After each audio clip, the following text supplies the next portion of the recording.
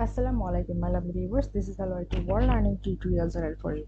Today in this tutorial I am going to show you Microsoft Excel currency. So for this case we'll go to the Microsoft Excel file. Here I have opened it before, so we will do the things, select the column. So this is the column I have select, and here the home page this is, and this is the drop down or number format things. This is the currency. By default it has been show the currency, so here also we do the things, these things or sample that things is the dollar, which is familiar.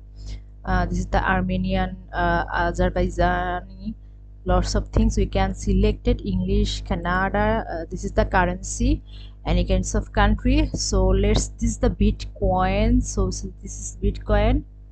So let's do the currency. Which currency am I live in Bangladesh, so Taka, hopefully this is the Taka,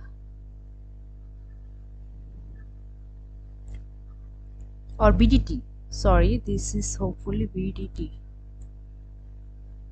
Where the BDT,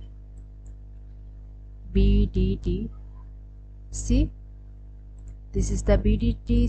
See lots, in this way we can change the currency any kinds of country. So thank you so much for watching this video. Please subscribe this channel. Hopefully this tutorial will help you so much.